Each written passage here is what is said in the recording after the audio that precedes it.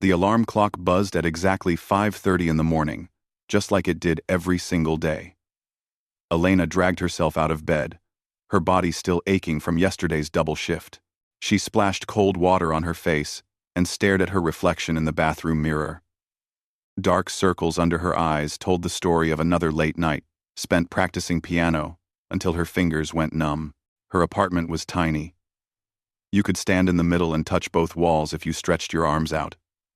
The rent was still too expensive, but it was all she could afford on a waitress salary in this city.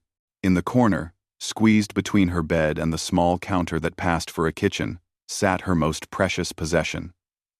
A second-hand electronic keyboard with sticky keys and a broken sustain pedal. It wasn't much, but it was hers. Elena had bought that keyboard 3 years ago from a pawn shop, paying for it in installments over 6 months. The shop owner had felt sorry for her and held it in the back room while she scraped together $20 here, $30 there. She remembered the day she finally brought it home, carrying it on the bus because she couldn't afford a taxi. People had stared at her. This young woman, clutching a keyboard like it was made of gold. She threw on her uniform, a white button-up shirt and black pants that had been washed so many times they were starting to fade to gray. The Riverside Manor restaurant required all servers to look crisp and professional, even though they paid barely above minimum wage. Elena had ironed the shirt last night, standing at the tiny board balanced on her bed because there was nowhere else to set it up. The bus ride to work took 40 minutes. Elena used this time to close her eyes and run through pieces in her head. Her fingers would twitch slightly as she mentally practiced the difficult passages she'd been working on. Other passengers probably thought she was crazy. This woman sitting with her eyes closed, fingers moving in the air like she was typing invisible words. She didn't care. This mental practice was all she had during the day. Riverside Manor was the fanciest restaurant in the city. Crystal chandeliers hung from 20-foot ceilings. The carpets were so thick, your shoes sank into them. Everything was polished wood and gleaming silver.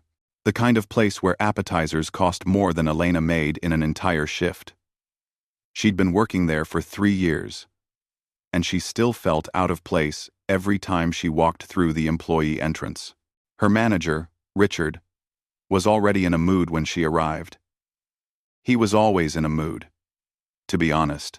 A short man with thinning hair who wore suits that were slightly too tight, Richard treated the servers like they were beneath him. He'd worked his way up from busboy to manager over 15 years, and somehow that journey had made him forget what it was like to struggle. "You're 2 minutes late," he snapped as Elena clocked in, even though she'd actually arrived 3 minutes early. Richard just liked to establish dominance first thing in the morning. "Sorry, the bus was delayed," Elena lied. She'd learned it was easier to apologize than to argue with him. "Well, table 6 needs water refills, and the Hendersons are coming in for lunch at noon. They specifically requested the window table, so make sure it's perfect, and try to smile more today. You always look so serious. Customers don't want to see that." Elena nodded and headed to the floor. She'd heard variations of this speech 1,000 times. Smile more. Move faster. Don't talk to the customers unless they talk to you first. Remember that you're replaceable. Richard never said that last part out loud, but it hung in the air during every interaction. The morning shift dragged on like it always did. Elena refilled water glasses, took orders, delivered plates of food that cost more than her weekly grocery budget. The customers barely looked at her. To them, she was just part of the furniture.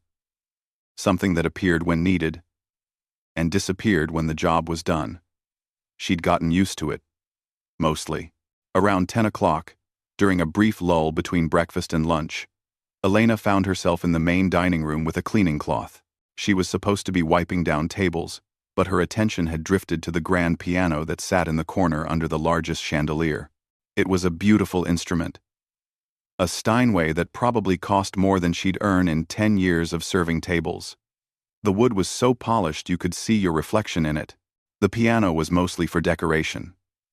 Sure, they hired pianists for special events, wedding receptions and anniversary parties, and corporate dinners, but most days it just sat there, silent and perfect, a prop to make the restaurant look more elegant. Elena approached it slowly. Glancing around to make sure Richard wasn't watching, she ran her hand along the smooth wood, feeling the cool surface under her palm. If she closed her eyes, she could imagine sitting at the bench, her fingers on those keys, playing for a room full of people who actually listened. Not people who saw her as the help, but people who heard only the music. It was a dream she'd had since she was 7 years old, sitting at her grandmother's upright piano, in a house that smelled like cinnamon and old books. Her grandmother had been the one who taught her to play. Every day after school, little Elena would run to that house and climb onto the bench, her feet dangling above the pedals. Her grandmother would sit beside her, patient and kind, showing her where to put her fingers, how to read the notes, how to feel the music instead of just playing it. Those had been the happiest years of Elena's life. When she was 16, Elena had won a scholarship to the city's prestigious conservatory. Full tuition. Everything paid for. 4 years to study with the best teachers and practice on the best instruments. She'd cried when she got the acceptance letter. Her parents had cried too. It felt like all those hours of practice, all those sacrifices, had finally paid off. But life has a way of crushing dreams. Her father got sick during her 2nd year. Cancer. The kind that requires expensive treatments and constant care. Her mother couldn't work and take care of him at the same time. The family needed money. Lots of it. More than they had or could borrow. Elena had to make a choice. She dropped out of the conservatory and got a job. Then another job. Then a 3rd job on weekends. Her father died anyway, 6 months after she left school. The debt remained. Her mother's medical bills from the stress and depression that followed remained. The student loans from those 2 years at the conservatory remained. And Elena's dream of becoming a concert pianist slowly faded, replaced by the reality of rent and bills and survival. That was 6 years ago. Elena was 28 now. Sometimes she wondered if she'd made the right choice, but then she'd remember her father's face when she told him she was taking time off school to help the family. How he'd cried and told her she shouldn't sacrifice her future for him. She'd held his hand and promised it was temporary, that she'd go back. They both knew she was lying, but it had made him feel better in those final days. Elena, stop daydreaming and get back to work. The lunch crowd is going to be here any minute, and those tables aren't going to set themselves. Richard's voice snapped her back to reality.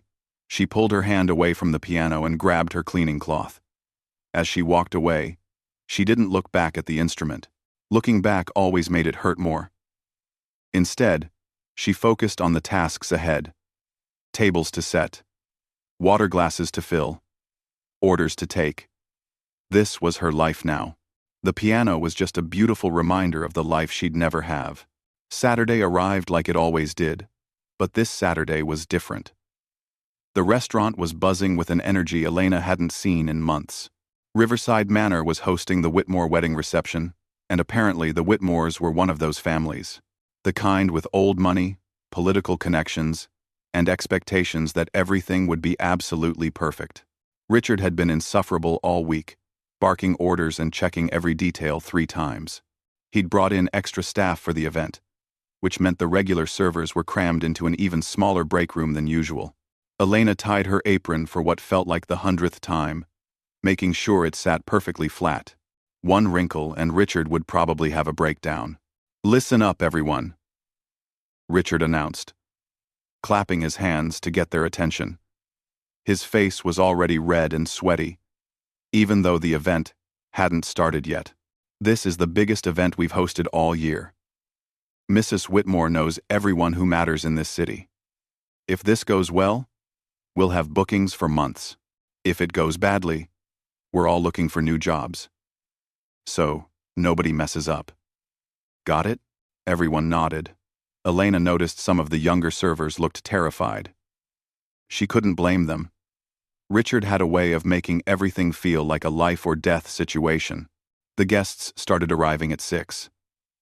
Elena watched from the kitchen as they walked in, dressed in suits and gowns that probably cost more than her car.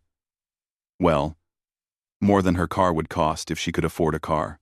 The women wore jewelry that sparkled under the chandeliers. The men checked expensive watches and talked loudly about business deals and golf handicaps. Mrs. Whitmore herself was impossible to miss. She swept into the room like she owned it. Which, given how much money her family had probably spent on this event, she basically did. She was a tall woman with perfectly styled blonde hair and the kind of confidence that comes from never having to check a price tag. Her voice carried across the entire dining room as she pointed out minor imperfections to Richard, who scribbled notes frantically. "The centerpieces are half an inch too far left," she said, not even looking at him. "And I specifically requested white roses, not cream. There's a difference. You know." Richard nearly tripped over himself, assuring her that everything would be fixed immediately. Elena felt a pang of sympathy for him, even though he was usually terrible to work for. Mrs. Whitmore was clearly going to make this a long evening for everyone. The dining room looked beautiful, though. Round tables covered in white linens, each one set with more forks and spoons than Elena thought necessary for any single meal. The crystal glasses caught the light from the chandeliers. And in the corner, polished to gleaming perfection, sat the grand piano. Tonight, it wouldn't just be decoration. They'd hired a professional pianist to play during dinner. Classical music, to match the elegant atmosphere, Mrs. Whitmore demanded. Elena was assigned to serve tables 7 through 12, which meant she'd be close to the piano all evening. She didn't mind. At least she'd get to hear the music while she worked. Small blessings and all that. At 6:45, just 15 minutes before dinner service was supposed to start, Richard's phone rang. Elena was walking past him with a tray of champagne glasses when she saw his face go completely white. He stepped into the hallway, and even through the door, she could hear his voice rising in panic. "What do you mean he can't make it?" No. This is not happening. A car accident? Is he okay?" "Well, yes, of course. I hope he's okay. But what am I supposed to tell Mrs. Whitmore?" There was a long pause. "You don't have anyone else?" "Nobody? It's a Saturday night. Surely someone is available." Elena's stomach dropped. She knew exactly what had happened. The pianist wasn't coming, and Richard was about to lose his mind. He burst back through the door, phone still pressed to his ear, sweat now pouring down his face. "Try everyone," he was saying. "Call every pianist in your database. I don't care what it costs. We need someone here in the next 10 minutes, or I'm finished." The other servers had stopped working to watch the meltdown. Richard made call after call, each one ending the same way. Everyone was booked. It was a Saturday night. Professional pianists didn't just sit around waiting for emergency gigs. Mrs. Whitmore noticed the commotion. Of course she did. "Is there a problem?" Her voice could have frozen water. "No problem at all." Richard lied, his voice cracking. "Just a small, very small, completely manageable issue with the evening's entertainment." "The pianist?" Mrs. Whitmore's eyes narrowed. "Please tell me the pianist is here." Richard opened his mouth, but nothing came out. He looked like a fish, gasping for air. "He's not here." "Is he?" Mrs. Whitmore's voice went cold. "I specifically hired this venue because you promised me an elegant dining experience. With live piano music. My daughter's wedding reception? And you can't even manage to secure a pianist?" Elena stood frozen, holding her tray of champagne. She could see Richard's career crashing down around him in real time. Part of her felt bad for him. The other part remembered every condescending comment, every criticism, every time he'd made her feel small. Before she could think about what she was doing, Elena set down her tray and walked toward Richard. Her heart was pounding so hard she could feel it in her throat. This was stupid. This was probably the stupidest thing she'd ever done. But she couldn't just stand there and watch. "Excuse me," she said quietly. "I could play." Richard looked at her like she'd just spoken in a foreign language. "What?" "The piano. I could play it." I trained at the conservatory for 2 years. I know classical repertoire. I could fill in until you find someone else. For a moment, just a brief moment, Elena saw something like hope flicker across Richard's face.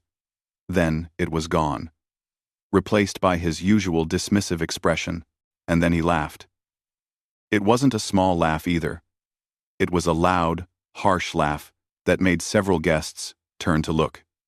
You? Play piano? Elena, this isn't some bar with a karaoke machine. This is a Steinway grand piano. And these are the Whitmores. Do you have any idea how ridiculous that sounds? Elena's face burned. She could feel eyes on her from every direction. Other servers were smirking. Some of the guests who'd overheard were whispering to each other, amused expressions on their faces. Mrs. Whitmore had walked over to see what was happening. She looked Elena up and down, taking in the server's uniform, the worn shoes, the simple ponytail. Her lip curled slightly. Did the waitress just offer to play piano at my daughter's wedding? I'm so sorry, Mrs. Whitmore. Richard stammered. Elena here sometimes forgets her place. She didn't mean to. Elena. To our maid. Elena here subscribed sharing that. She didn't mean to. I trained at the conservatory, Elena said again, trying to keep her voice steady even though she wanted to disappear into the floor. I can play Chopin, Beethoven, Mozart, whatever you want. I just thought. Sweetheart, Mrs. Whitmore interrupted, her tone dripping with false sweetness. I'm sure you're very talented at carrying plates and refilling water glasses, but playing piano at an event like this requires actual training and experience. This isn't a hobby. It's art. The words hit Elena like a slap. Mrs. Whitmore didn't know anything about her. Didn't know about the scholarship, the hours of practice, the dreams she'd given up. She just saw a waitress and assumed that was all Elena could ever be. More guests had gathered now, attracted by the commotion. One of them, a man in an expensive suit, chuckled. This should be good. The entertainment and the service, all in one. Everyone laughed. Even some of the other servers joined in, grateful it wasn't them being humiliated. Richard grabbed Elena's arm and pulled her toward the kitchen. What were you thinking? He hissed. Go back to work before you embarrass us any further. Elena walked back to the kitchen, her eyes stinging with tears she refused to let fall. Behind her, she could hear Mrs. Whitmore complaining loudly about the unprofessional staff and Richard apologizing over and over. The other servers avoided her eyes as she passed.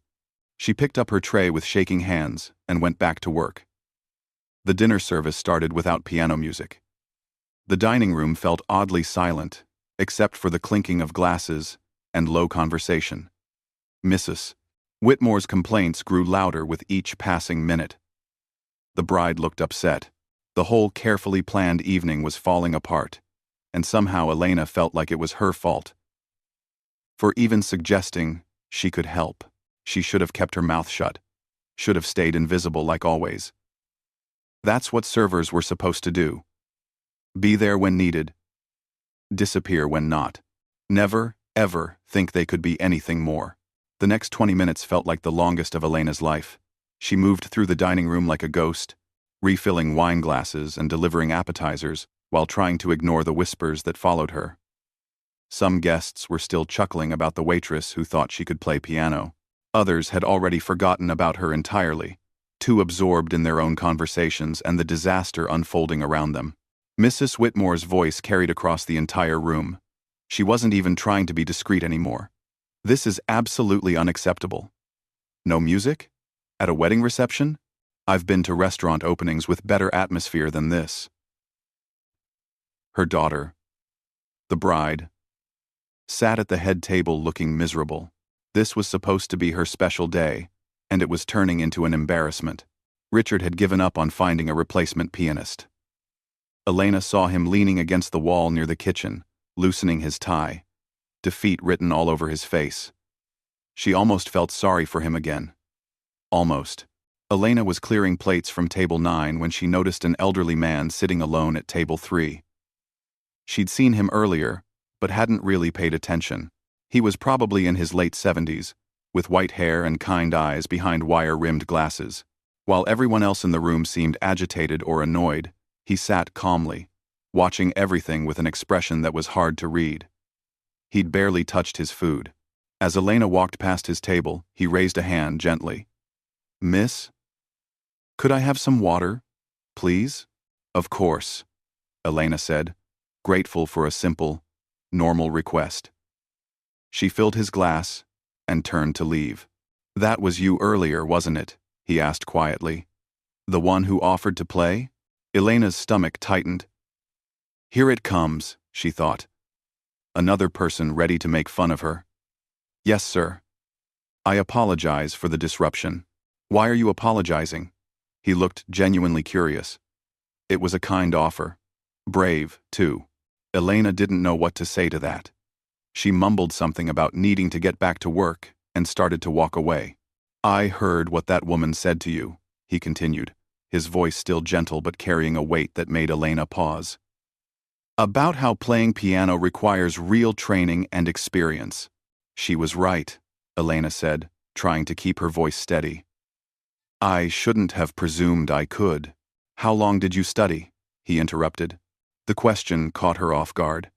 "I'm sorry?" "At the conservatory." "How long were you there?" Elena hesitated. Something about this man's eyes made it hard to lie. "What did you study?" "Classical piano. Performance track." He nodded slowly, as if this confirmed something he'd been thinking. "And you still play?" "Every night. On a keyboard in my apartment. The neighbors probably hate me." She didn't know why she was telling him this. Maybe because he was the first person all evening who'd talked to her like she was an actual human being. "What's your name, dear?" "Elena." "Well, Elena, I'm going to do something that might seem a bit strange." He stood up slowly, steadying himself on the table. Despite his age, there was something commanding about his presence. "But first, let me ask you something. If you could play right now, what would you choose?" Elena's mind went blank. She hadn't expected that question. I don't know. Maybe Chopin? The Nocturne? In E-flat major?" He smiled. "Lovely choice. One of my favorites." Then, before Elena could process what was happening, he picked up his glass and tapped it firmly with his knife. The clear, sharp sound rang out across the dining room. Conversation stopped. Heads turned. Even Mrs. Whitmore paused mid-complaint to see what was happening. "Excuse me, everyone," the old man said, his voice surprisingly strong for someone his age. "I apologize for the interruption, but I have something to say." "Grandfather, please sit down," called out the bride from the head table. Elena's heart nearly stopped. This was the bride's grandfather? She'd been talking to family, but he ignored his granddaughter's plea. "I've been sitting here, listening to complaints about the lack of music all evening. I've also been watching how a kind young woman was treated when she offered to help solve the problem." Mrs. Whitmore's face flushed red. "Father, this isn't the time." "I think it's exactly the time," he said firmly. "I understand. This is your daughter's wedding, and you want everything perfect. But I've lived long enough to know that perfection isn't found in perfect plans. It's found in unexpected moments. Now, I overheard this young lady mention she studied piano at the conservatory. That's not nothing." Richard had pushed himself off the wall and was walking toward the table, looking panicked. "Sir, I assure you, we have the situation under control." "Do you?" The old man's eyebrow raised. "Because from where I'm sitting, you have a beautiful piano sitting silent in the corner and a pianist right here in front of us." "She's a waitress," Mrs. Whitmore said, her voice sharp. "This is my daughter's wedding, not open mic night. And I'm the one who paid for this wedding," the grandfather said quietly, but his words landed like thunder. The room went completely silent. "So, I think I have a say in how we proceed." He turned to Elena, and his expression softened. My dear, I'm putting you in a difficult position, and I apologize for that. But I've spent 50 years in the music business. I've worked with orchestras, conservatories, concert halls around the world. I'd like to think I can recognize talent when I see it." He paused. "Would you be willing to play for us?" Elena felt like the floor was tilting under her feet. Every eye in the room was on her. She could see Richard shaking his head frantically, probably terrified she'd make things worse. Mrs. Whitmore looked like she might explode. The other servers were watching with expressions ranging from sympathy to schadenfreude, but the grandfather's eyes were kind. And behind him, the bride was looking at her with something that might have been hope. "I." Elena's voice came out barely above a whisper.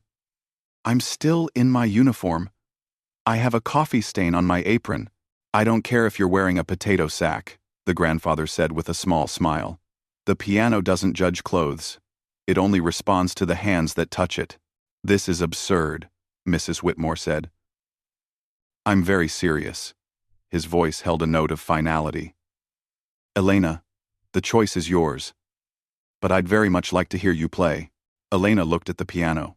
It sat there in the corner, waiting, just like it had been waiting for the past 3 years she'd worked here.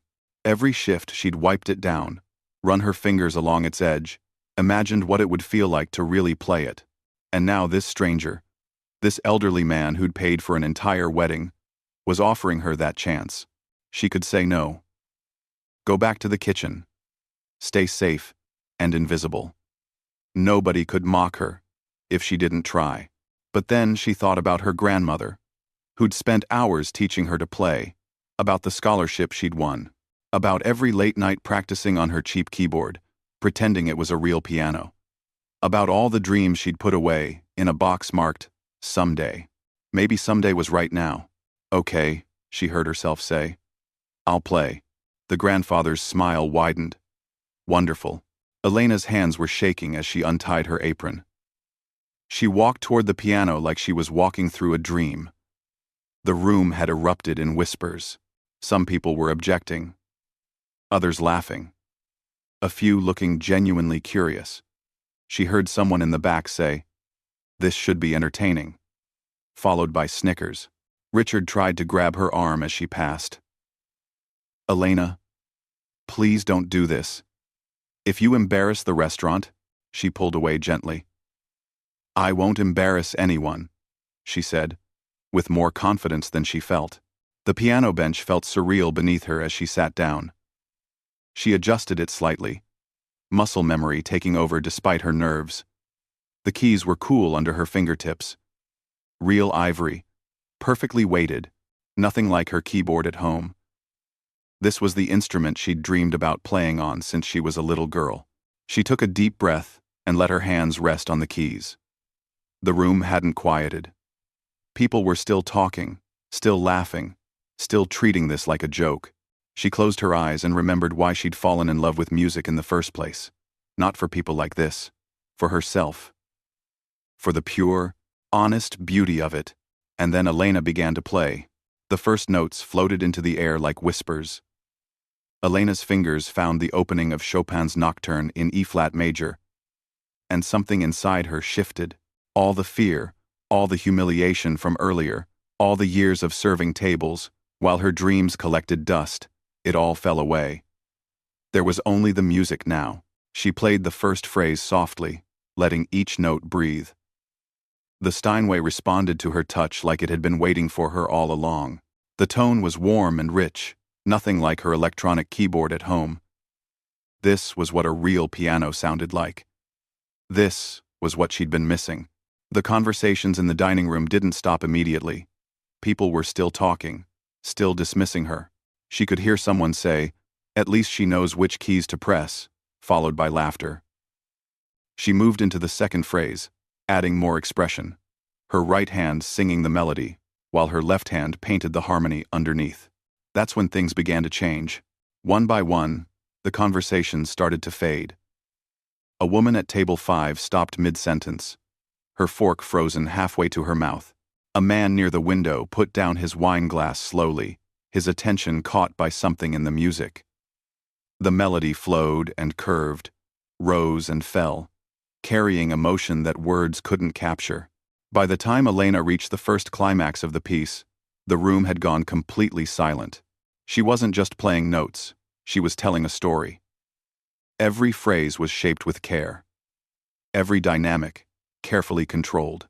Her hands moved across the keys with a fluidity that came from thousands of hours of practice. The difficult passages that would trip up an amateur flowed seamlessly under her fingers. This wasn't someone who'd learned piano as a hobby. This was someone who'd devoted their life to it. Elena's eyes were closed now. She was lost in the music, her body swaying slightly with the rhythm. Her grandmother had always told her, "Don't just play the piano.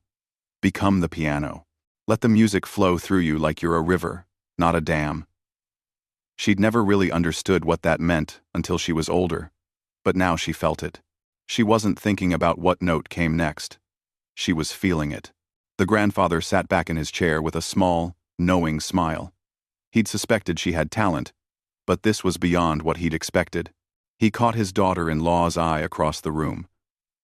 Mrs. Whitmore's mouth was slightly open, her earlier indignation completely forgotten.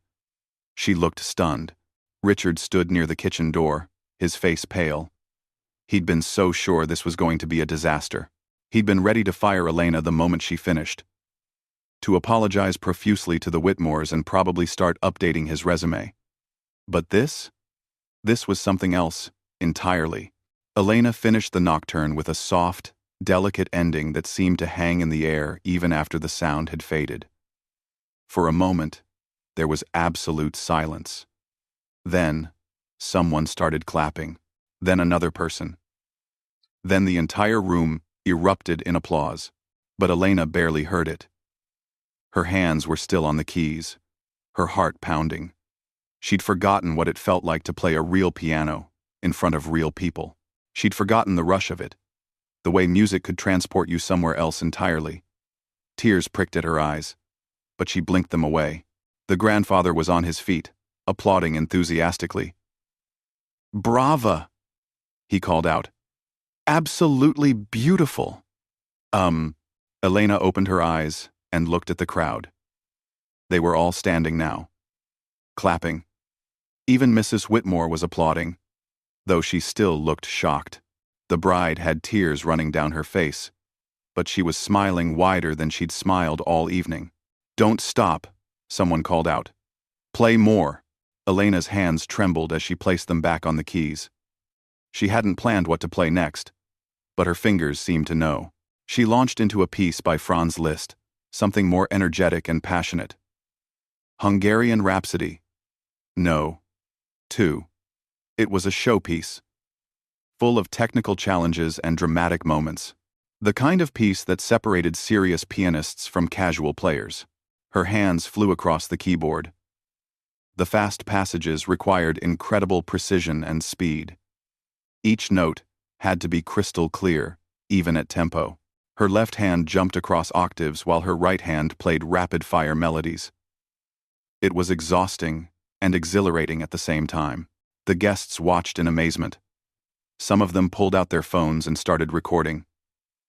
This was the kind of playing you'd expect at a concert hall, not from a waitress at a wedding reception. The technical difficulty alone was impressive, but it was the musicality that really captivated them. Elena wasn't just showing off. She was making the piano sing and dance and tell stories. One of the younger servers, a girl named Claire, who'd laughed earlier when Elena was humiliated, stood in the kitchen doorway with her hand over her mouth. "Oh my God," she whispered to another server. "She's incredible." "I know," the other server replied quietly. "I feel terrible for laughing at her." In the dining room, Elena moved from the wild, energetic sections of the Rhapsody to the slower, more romantic middle section. Her touch became gentle again, coaxing beauty from each phrase. The contrast was stunning. She could play with power and delicacy, with technical precision and deep emotion. This was a complete musician. The grandfather leaned over to his granddaughter. "I think we found our entertainment after all." The bride wiped her eyes and nodded. "She's amazing. Where has she been hiding? Behind a serving tray. Apparently, he said sadly. What a waste. As Elena approached the dramatic ending of the rhapsody, building to the final flourish, the entire room seemed to hold its breath. She played the last cascading run and hit the final chord with perfect timing. The sound rang out through the dining room, powerful and triumphant. The applause this time was even louder. People were cheering. The grandfather was whistling. Mrs. Whitmore actually smiled. A genuine smile of appreciation. Richard looked like he might faint. Elena stood up from the bench, her legs shaky.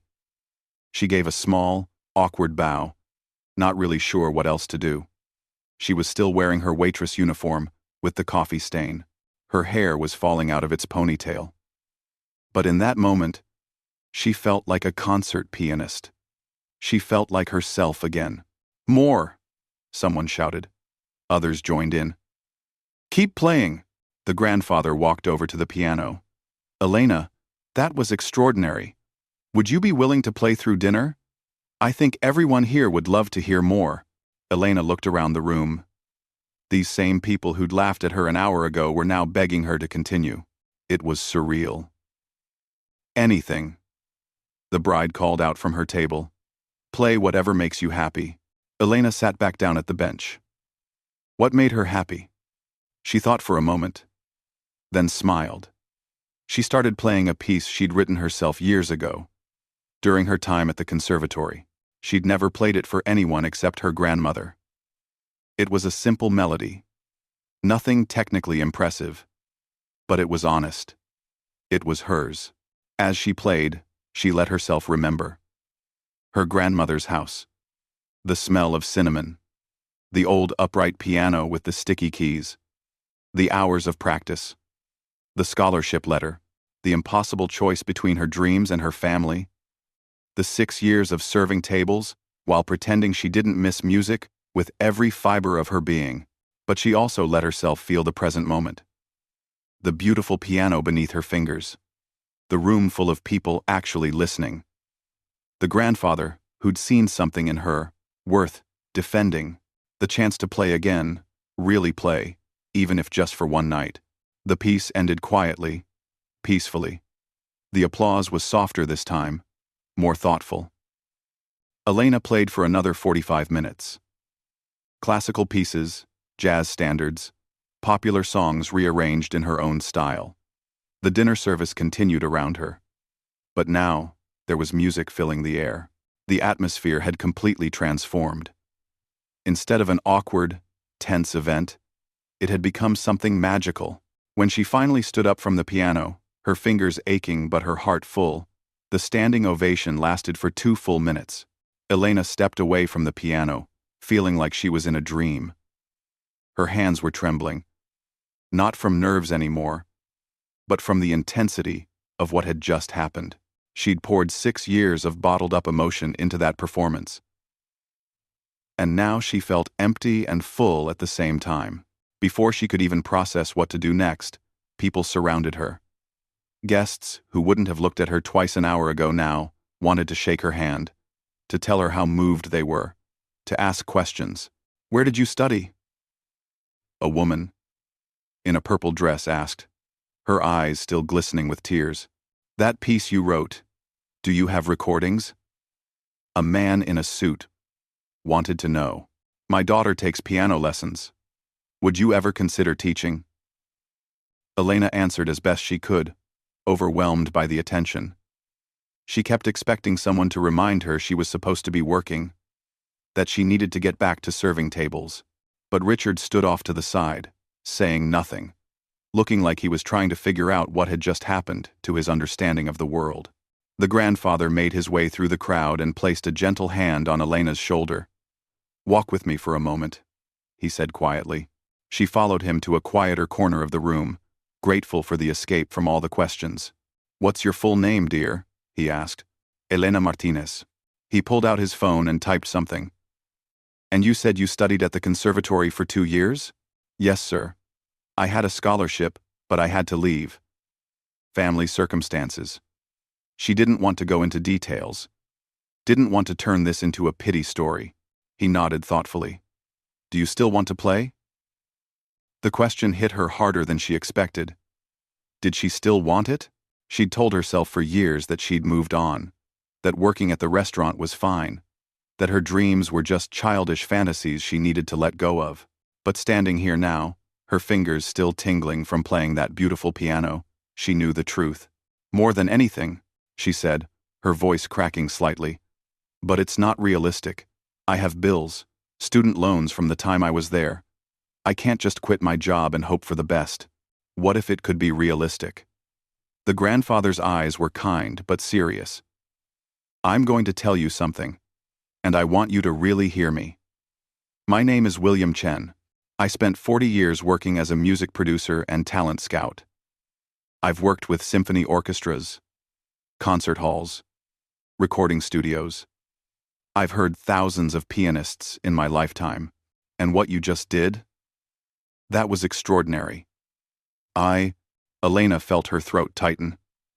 Thank you, but, no buts, let me finish. He smiled gently.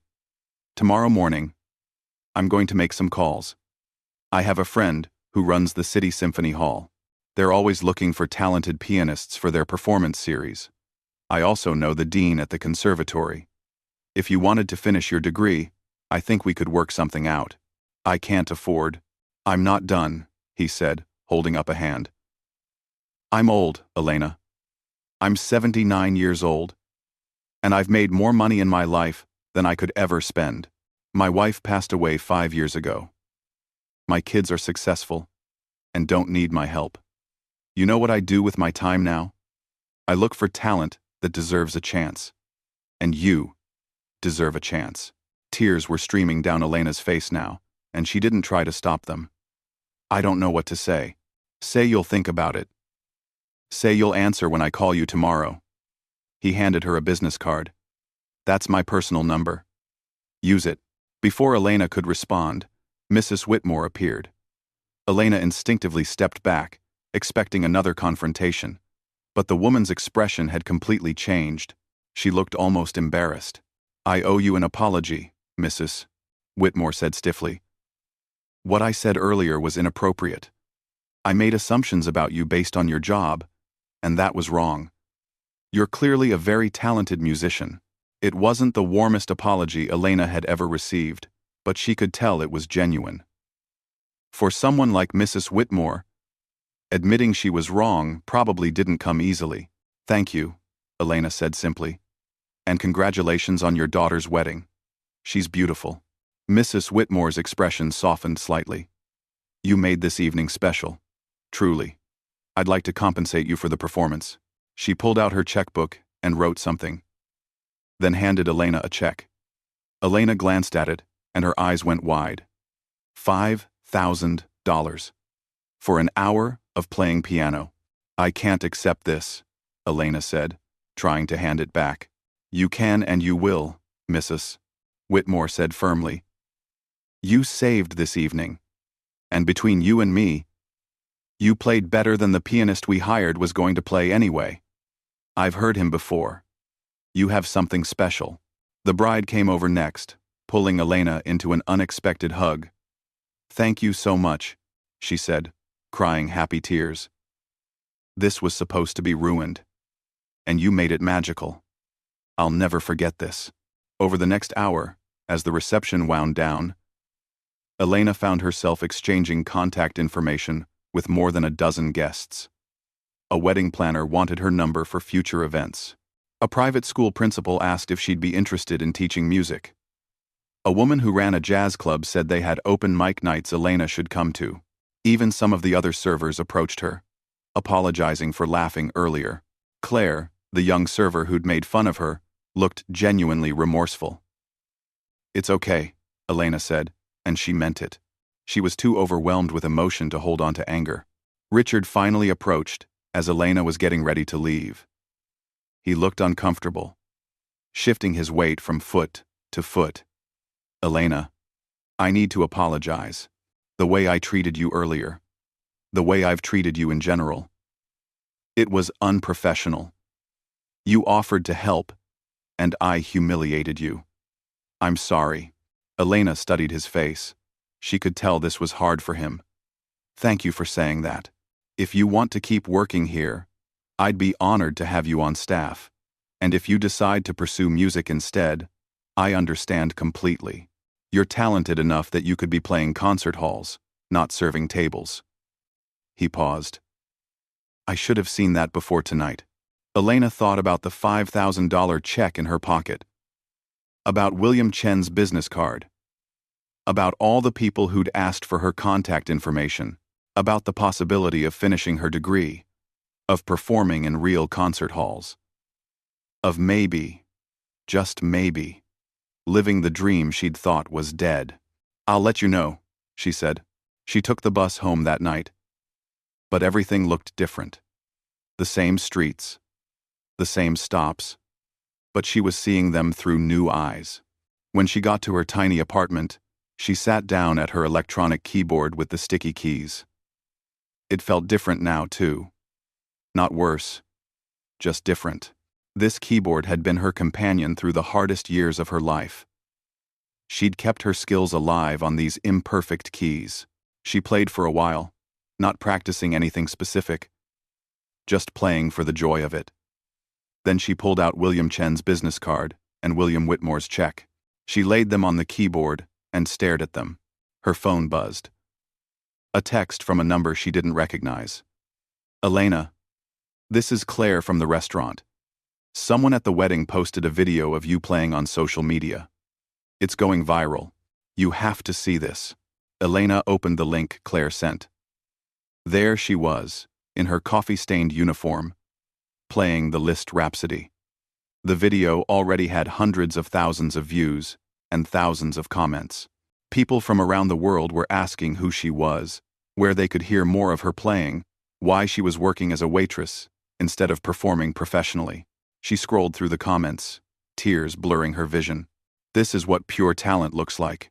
I can't stop watching this. She's incredible. Someone give this woman a record deal immediately. Elena set down her phone and looked around her tiny apartment. The cramped space, the secondhand furniture, the kitchen that was barely big enough to stand in. This had been her life for 6 years. But maybe, just maybe, it didn't have to be her life anymore. She thought about her grandmother, who'd believed in her when she was just a little girl banging on piano keys. She thought about her father, who'd cried when she left the conservatory to help the family, who'd made her promise she'd go back someday. She thought about every late night practicing, every dream deferred, every moment she'd told herself it was too late. Maybe it wasn't too late after all. Elena picked up her phone and saved William Chen's number. Tomorrow, she'd call him. Tomorrow, she'd start figuring out what came next. But tonight, she just sat at her keyboard and played, finally allowing herself to believe that sometimes, just sometimes, dreams don't die.